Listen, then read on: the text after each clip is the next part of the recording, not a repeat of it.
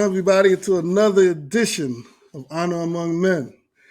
Today is a special day because we have a guest with us today. Not just any guest, but an official That's right. guest. Salute to this brother, That's right. Yes. Mr. Thurston O'Neal. And you know me, I'm Dave Michael Finn, and our co-host, Dr. Onorio Chaparro. Today we wanted to touch, brothers, on a serious subject, a subject that most brothers, especially from our background, don't like to address. And that's our mental health and our state of when we're dealing with trauma. Yeah. We want to ask some serious questions, and we have this brother Thurston, who's a certified therapist, licensed. Mm-hmm. Yes.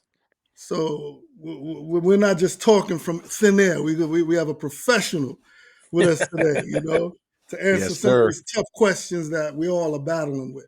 Absolutely. All right. So before we start, Thurston, give them a little background of yourself and also, some details in case, they want to reach out and so forth. Absolutely. Absolutely. Again, Thurston O'Neal, licensed marriage and family therapist. I have a private practice, O'Neal Marriage and Family Therapy. That I've been doing therapy for quite a while, but the official private practice over the last 3 years have been building it up. And I was drawn to this because I have a heart for marriage, for relationships, right? Um, a lot due to some personal experiences, some personal struggles, and some triumphs, right? And so that's why I was drawn to it. And the thing that's special about me appearing here with you guys is that it's almost as if the Lord has been dragging me into this men's Yeah. mental health field, right? Mm. Right. Because we really need it. And when I say we, I really mean we, me included, right? Right. So Right. we do Right. this work. I've been doing it for quite a while. You might have seen some stuff. I do a thing called the Brothers Like Us. And Yeah. it started during the pandemic where me and 5 or 6 other brothers would come on live and just talk about whatever's going on in our day, what's happening in our relationships and such. And we stopped doing it for a while because I took a pause off a lot of things to build this private practice. And now we're about to dive back into the Brothers Like Us channel. But it's all built around men's mental health and wellness, right? Yeah. That's what the focus is. And it's gives a safe space for brothers to come and talk because and I know we'll get into this later on, but it's so easy for us to isolate. Yeah. Even when we're in the middle of a crowd, even when we're in the middle of a lot of people and we seem social and we seem like everything's good, we still sort of isolate, man. It's easier for us to isolate than it is for us to really talk about the things that are going on. So, brothers like us, we've created this safe space for brothers just to come and talk and say what's on their minds because we really believe that once we see and hear other brothers going through similar situations, it makes us feel not alone. It's easier to come out of isolation. Like I said, I know we'll get into that. I could be found Thurston O'Neal on social media, Thurston O'Neal, Brothers Like Us channels on Instagram, TikTok, Facebook. And I'm sure we'll get a chance to talk about that more, but let's dive in, man. I'm here. I'm here for this. I love it. We're grateful, brother. Thank you. Yes, no doubt. Well, you definitely said something. We do it in isolation. That I could definitely, testify to that because I've been in that Hmm. place myself quite a few times, especially before I met the Lord and, Hmm. started walking. And then even sometimes after, Absolutely, Yeah. bro. just to keep Yes, it Dave. 100, you know what I mean? 100%. But a Yes. lot less now, though. Right. But Right. I want you to touch on that as far as why is that so prevalent, especially in our community? And then, Mr. Onorio, you can follow up with like the biblical side of that, I love that. just to give them both sides. You know what I mean? Yeah. And so, you know, I think for us, for men in general, and then I'll break it down sort of to black men or men of color, right? But Mhm. men in general, the culture in which we grow up in tells us, don't cry, tough it out. We play football, run through the other guy. Like, just tough it out. Don't show any weakness at all. And in our minds, we think crying is weakness. We start associating talking about your emotions as weakness, talking about your feelings as weakness, when it's actually a strength. But we haven't been taught that from a young age. I will tell you this, because I do a lot of work with older men, but I also do a lot of work with younger men, college kids and high school kids. This new generation has a better understanding and more familiar with feelings, emotions, therapy. Like, they're not as taboo as they used to be for us, right? But culture has taught us to tough it out, and showing any signs of emotions, feelings has been seen as weakness, even though it's not seen as much as weakness today. It's something that's ingrained in us. It's almost like we've taken it on as our internal working model. I got to be tough. And we know now, breaking it down more to us in our communities, it literally could be a matter of life and death to Mm. to be seen as weak, to be seen as a Yeah. mark. So we walk a certain way, we talk a certain way, right? uh Even if we are not fighters, we at least have to appear that we can handle ourselves, we can, and so this is a part of what we're taught um over the years, over the generations. And so that's my humble opinion, is why we uh isolate so much, why it's easy for us to pull back. And that's just in a general sense, not even going into yet when it comes to relationship, when it comes to marriage, having tough conversations and feeling that any tough conversation is uh, a mark against our manhood, or a mark against us as a provider, or a man that is worth being with, right? And so it's easy for us to isolate. It's easy for us to shut down and not have those hard conversations, because being vulnerable is not easy, bro, when you haven't been taught that from a young age. And that's some of the work that we're doing now, is normalizing that conversation and reducing that stigma. Yeah. No, amen. I think that's well said. I Yes, for think sure. maybe not so much just biblically, but I always think there are strengths that can be turned into weaknesses. Mm-hmm. I think I think it's a strength for men to compartmentalize. So it's a like we can make distinctions. Okay, that's the reality that doesn't all blend together. Where, with all due respect to our sisters, where you know, a bad day at the job can sometimes be something where now it carries over right into like everything else. Now, Right. now, now, suddenly you're not the reason why it's hard to get some loving at night. You know what I mean? Like that's just that Right. they're carrying over some stuff, right? For They got some sure. tension, Right. right? Whereas men compartmentalize. You know what I mean? We come now that part of that compartmentalization is when we have a problem because we're task oriented, we retreat into ourselves. The problem is not having both the discernment to know, okay, if I can't find the solution in here, now I need to invite others into the cave with me. And now I need to go in and seek those that are wiser without being afraid of being judged as weak. And this is where what isolates us further is, biblically speaking, is simply pride. Now Mm. there might be some woundedness attached to, Mm-hmm. there's maybe some trauma, there may be some betrayals.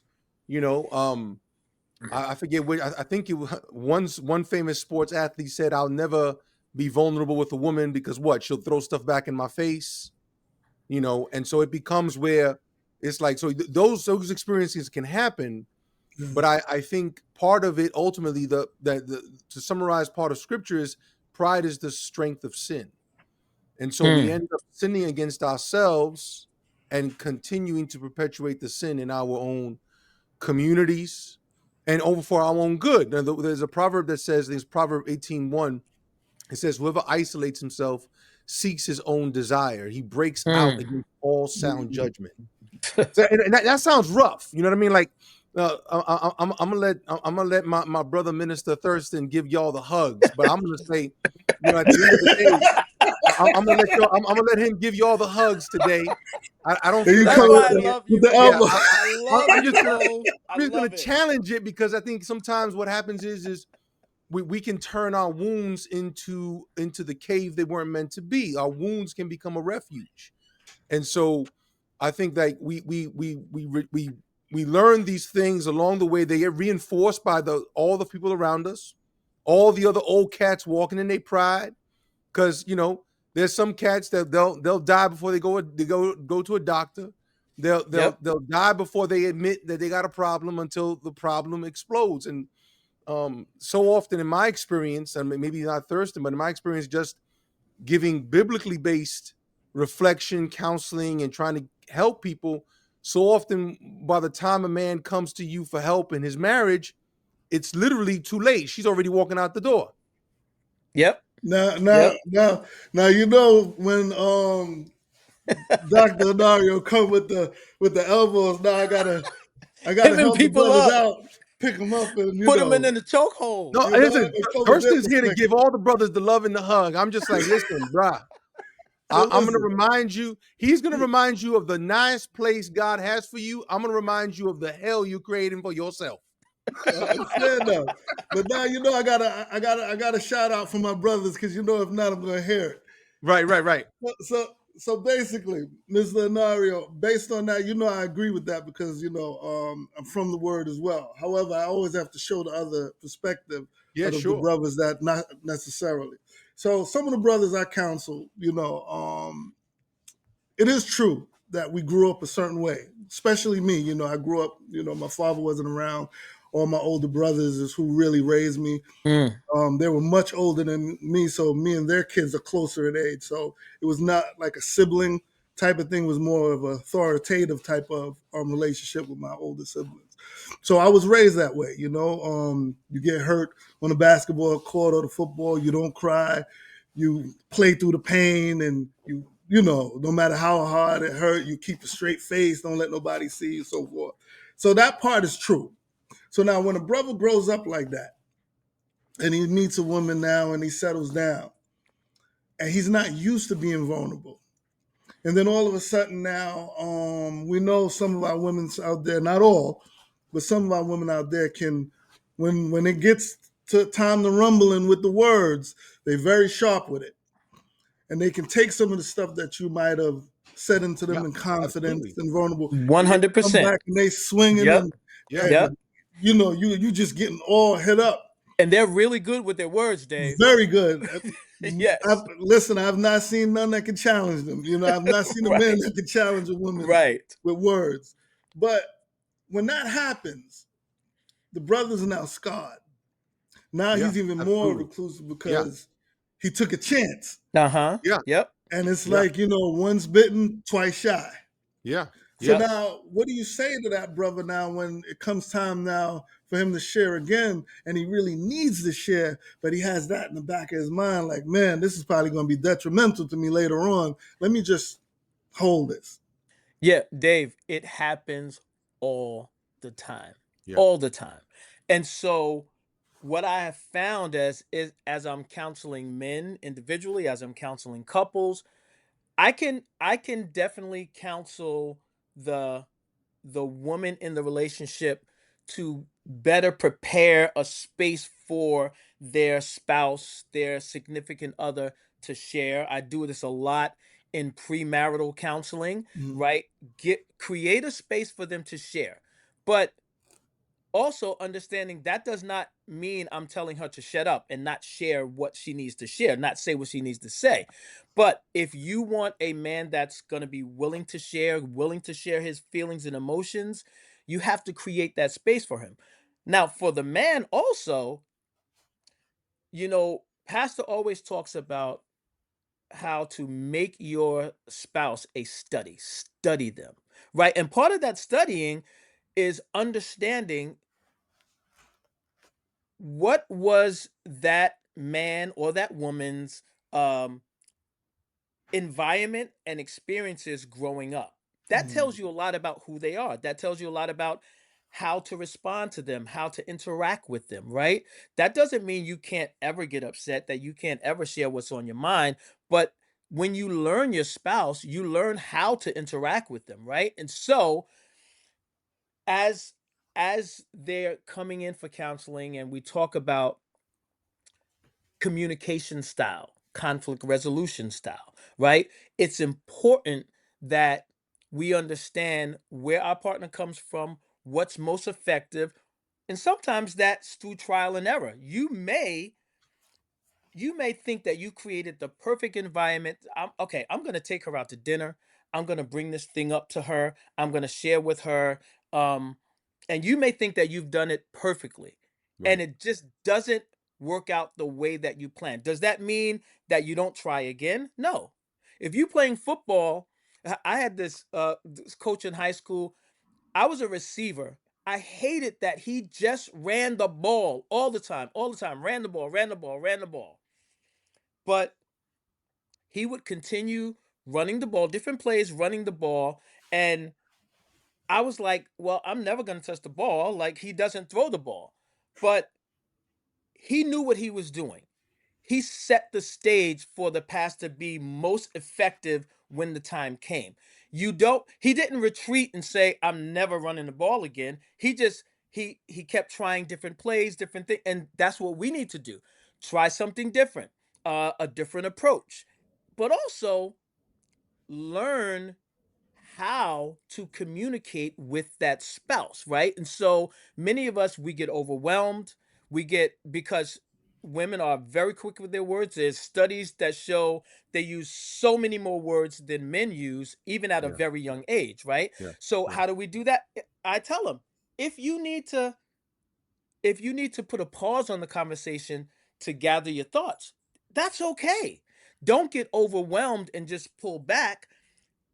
Give yourself the time to think about it. Come with your thoughts and with your ideas and what you want to express, but don't retreat.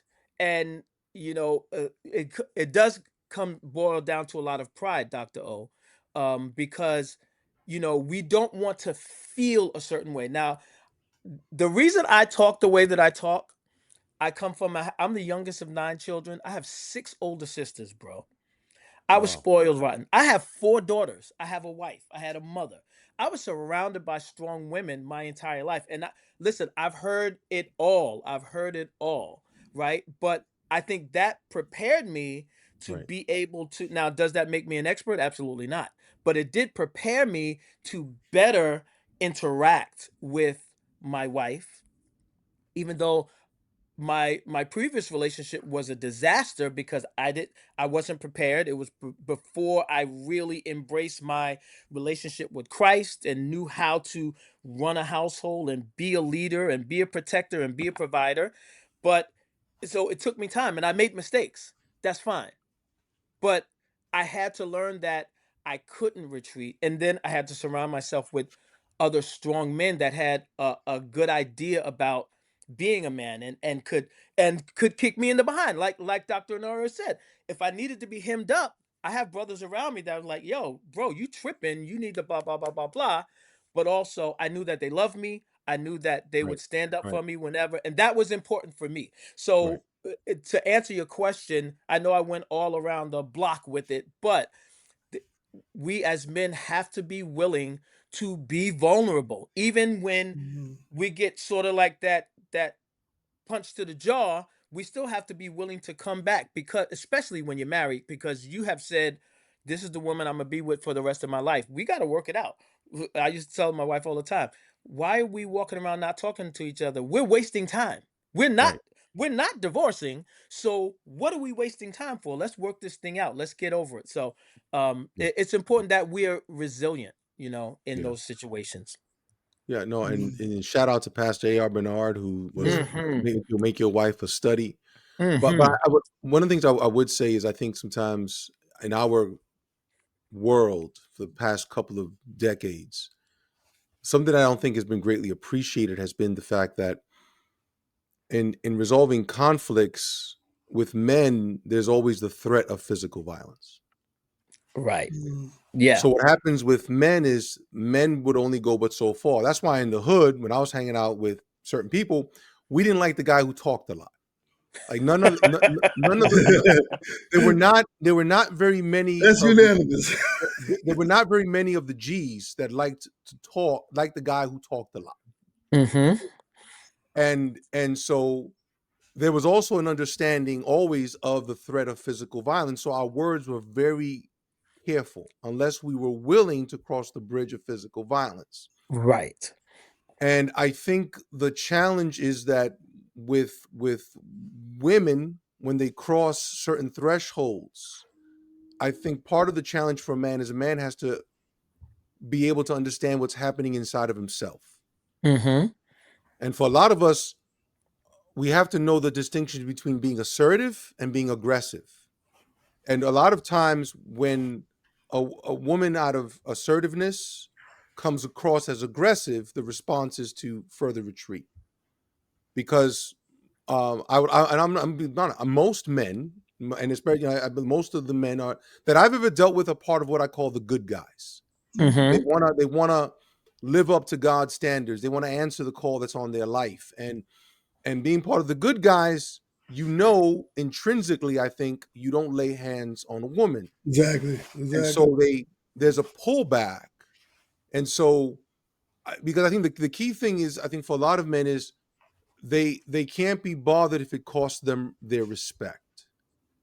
And I think that is again the way that we're wired. Yeah. Mhm. And I think going against that wiring for a lot of men requires another depth of hope and humility. Because like Mhm. the hope is that okay, if I humble myself right now, practice patience, withdraw my judgments, uh, going to listen to what's being said behind what's being said. That the hope is that we're going to work through this, and on the other side, deepen our relationship. Mm. And I think it's difficult to hold on to hope and the humility together. Mm. And and depending on what's happening in front of you, because also we're talking generally because there could be all kinds of reasons why she's crashing out. You know what I mean? Yeah, for sure. Right. She could be Yeah, for crashing out sure. because she's been talking to you for 5 years about changing things and you ain't changed things. Yeah, Yo, yeah, She yeah. could be bro. she could be crashing out because she tired of you cheating on her. She could be tired. Yeah, She could be yeah, yeah. crashing out because she feels like you said you were gonna be someplace in by this amount of time and you didn't do it. It could be all kinds of reasons she's Just real crashing life out. issues. And Right. now, biblically speaking, you're feeling the guilt and the shame on top of what she's saying. Right. So you're not Right. even able to handle. You haven't properly handled what's happening inside of you. And now she's coming at you, putting a light on what you're trying to bury. Right. And she may be coming at you very aggressively Yes. because it's been 5 years. I've been telling you the same thing, the same thing, the same thing. And so to not paint all women as, these beautiful, humble creatures, some have grown up in environments where they have had to be aggressive from Yeah, day one to yeah, protect themselves Mm. because of the environment they grew up in. That's why knowing and making your spouse a study before they're your spouse is very important. Yeah. Know where they're coming from. What is their relationship like with their brothers, uncles, father, cousins, right? To know what type of woman you are marrying. And that does not mean that we don't change over time as we mature, but it's important that we understand that and understand because I've heard this many, many times. She's giving off this masculine energy and she needs to be more feminine, right? But just like you said, when I speak with her, if she says, well, I've been saying the same thing for 5 years, yeah, and so I'm trying to I'm trying to get him to understand this is what is going on. This is what is happening. This is how it's making me feel. This is how it's affecting our family. And now he's saying I'm giving off masculine energy, but I didn't start off giving masculine energy. Now, that is not to say that some don't start off with I don't even call it masculine energy. I just call it maybe it's an aggressiveness, maybe it's the way Right. that they Right. speak. And Yeah. the Or one just thing that passion. yes, right. But the one thing you said, oh, that really stands out is that respect piece is so Yeah. important, bro. Yeah. Nobody's staying around for a lifetime of disrespect, Yeah, for Yeah. sure. right? No one's staying around for a lifetime of disrespect. So there has to be a way to put things in the right context, in the right Right. order. And there are tools that we can use as men Hmm. to correct that. I used to think, because I grew up in the church, I used to think all you got to do is treat a woman right and she'll do the right thing. Nah, that's not how it works, bro. It's That not how study's it been works. altered. Shout out to all the pandering preachers. Yes, praise the Lord. Right, exactly. Exactly. And So I there's a again, lot. No, go, oh, go, no, go. I'm just saying, like, listen, you know, I remember in the early years of when I came to faith, the Christian men's movement was very big on that.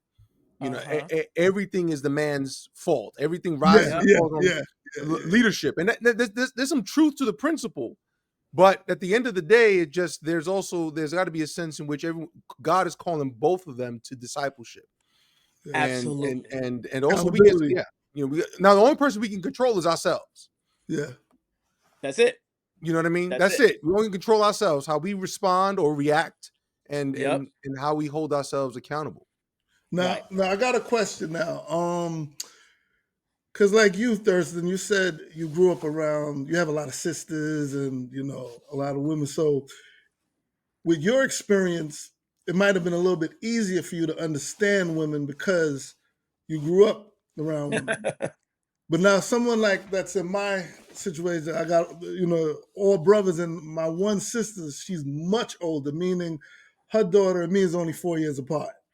Mm. Wow. Mm. So I didn't really have a brother sister relationship. She was more like an authoritative figure. Like when my mother Gotcha. wasn't around, that's who can get the switch and put you on. Right, You know what I mean? 'Cause right, me and her right. daughter, me and her daughter was raising up like brother and sister. Uh-huh. So everyone else was all brothers.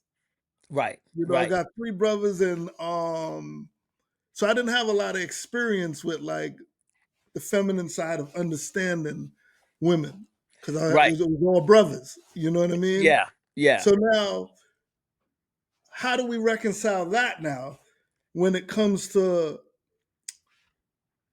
understanding on what you may need on how to relate to them? Because you had firsthand experience. Right. I had firsthand experience, and I would love to sit here and tell you that I had it figured out because I had so many women around me. Absolutely not true.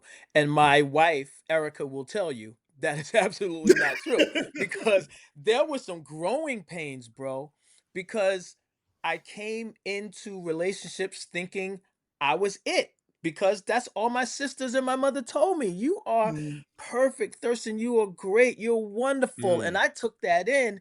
And then coming into a relationship where there was a level of a responsibility that mm, I had not developed over the years. And I always talk about my six older sisters, but I also have a brother that has been married.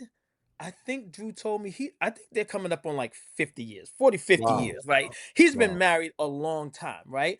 Not all rosy, but he has been an example for me, right? Yeah. gotcha. Even though our ages are different and he was out of the home a little earlier, I had him to look to as a male figure, right? And so by no means did I have it figured out. I will say better um I had a better understanding, but I still had to figure a lot of stuff out. And it took time, trial and error, and it also took a woman that was willing Mhm. to put in the work and give the grace and the mercy and have hard conversations. and still, and she, I will say that she studied me because she knew what places I was really vulnerable. She knew what to say and how to say it, and what line to go up to not push me totally away, Oh right?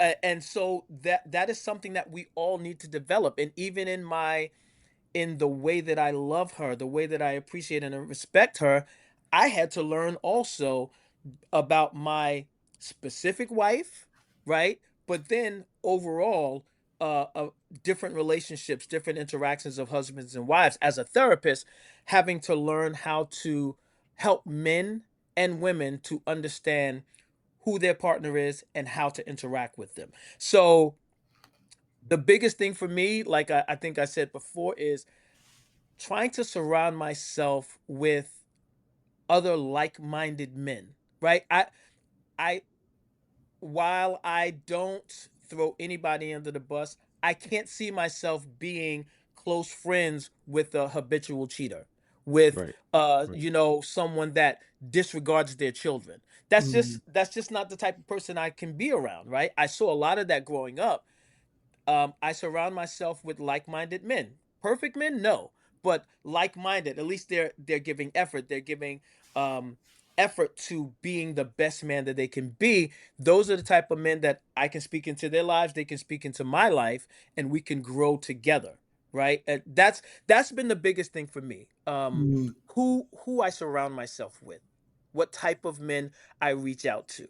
Like I know I can call out to O for any subject on the planet. I can call O because I know he's going to give it to me straight. I can call him because I know he loves me, but he's also going to tell me if I'm acting a fool or not. And that's the type of men you don't want to surround yourself with. Yes men. yeah. You don't want to do that. No, Yeah. nobody should do that. Yeah. Yeah. Yeah. Yeah, for That's sure, for good. sure. That's good stuff. Good stuff. So oh, this one is actually for you. So the Bible speaks about like the brokenhearted and the crushed in spirit. And we know in relationships that could be a very big stumbling block, Right. especially when it comes to communication and when especially when it comes to our men, when a brother is like, crushed and the woman is always desiring for him to speak because women are very, communicative, you know what I mean? They like to Uh-huh. communicate, they like to get their feelings out and so forth. And men, we're oftentimes closed off. Um, I want you to kind of explain that to some of the brothers that might be in this space, like possibly how to get out of it, as far as when they feel that crushed of spirit. And what exactly does that mean biblically? Yeah. Yeah. No, that's a good word. That's good. I think being crushed in spirit means again that your inner world is shattered. Mm. And I think that there's a lot of different things that a man can go through that his inner world can be shattered. It's a shattering maybe of dreams, confidence, even a sense of identity. I think that there was potential, but besides one incident can do that. Yeah. One incident can expose uh, all the cracks you haven't been dealing with. You know, um, you know, the reality is that you can lose. I knew a guy, and I'm coming up now on a year since my mother-in-law passed, Mm. and the same year my mother passed. Mm, And I know that I knew a guy who, I know a couple of guys when their mothers passed, they didn't know how to deal with it, and so they isolated and they did some wild stuff because they mm, never dealt with all the issues that were there, issues of regrets, issues of the I love yous and the fact that this person was probably the only person that was their nurturer.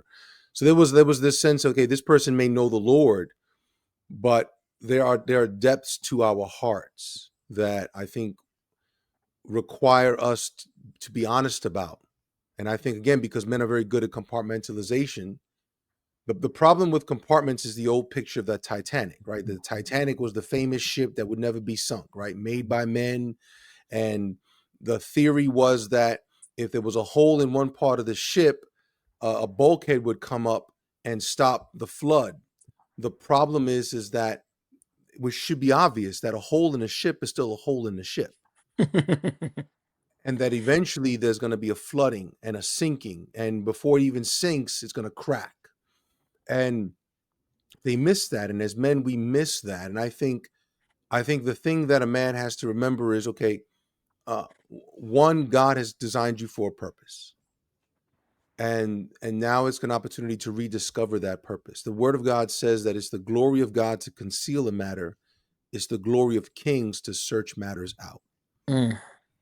And so the question for my brothers is, will you allow now that that the Spirit of God to help that king in you rise up? And now that's going to be a process. Now it's going to be a process of you reconciling with your past, and that's where wise older men can help.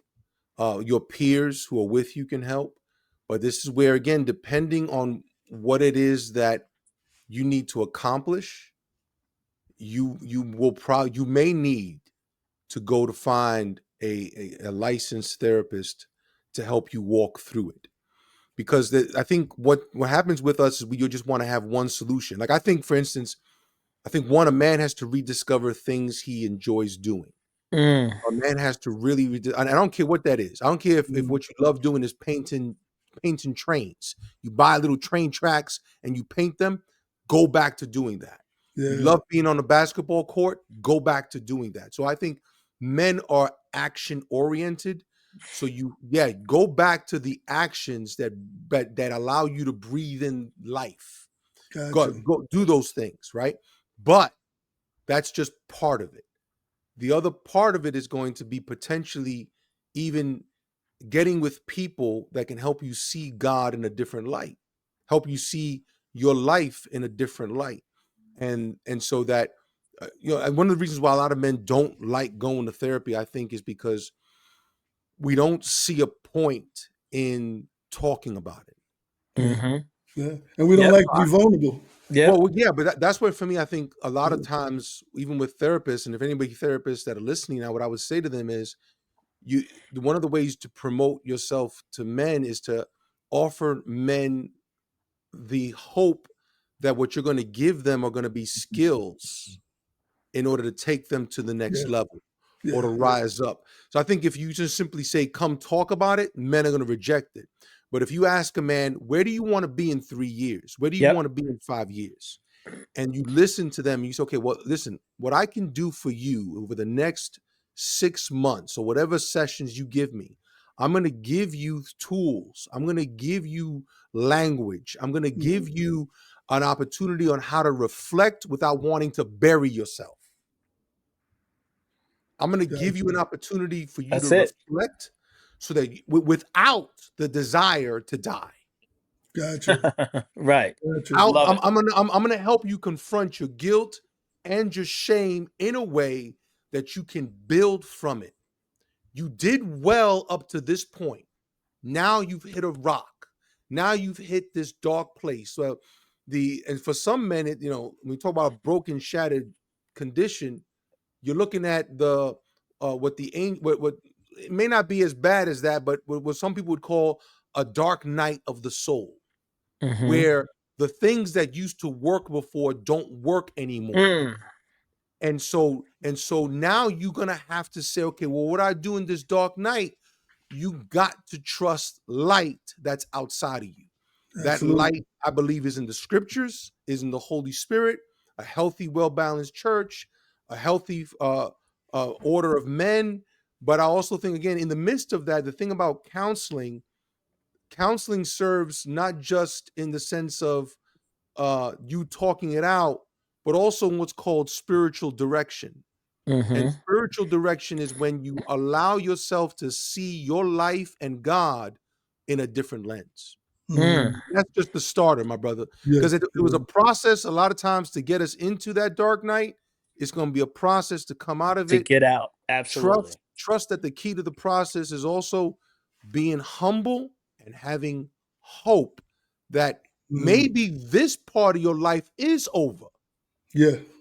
But at least for us, we believe there's a God of the resurrection. Mm-hmm. Absolutely. So, and I Absolutely. believe part of that new life is coming out that grave and taking off those grave clothes and coming into a new life. So, you know, Thurston, I'd add Thurston's to take it from there, man. But that's what I would No, offer. I What, mean what, that's it. That's yeah, it. that's correct. All But that's I it, got something bro. specific for Yeah, Thursday though. yeah, that's Okay. it, bro. Yeah, I guess I think you definitely answered that well rounded Mm-hmm. and clear. You know what I That was mean? beautiful. But And I'm for only you, speaking from my Thurston, own darkness, bruh. You know what I mean? listen, Right. that's the Whether best it was my teacher. suicidal ideation, watching my kids in pain. Again, Yeah. you know what I mean? Yeah, I'm only speaking about having to deal with my own dark nights, man. And it's Yeah, just man. always gonna amen. be that process.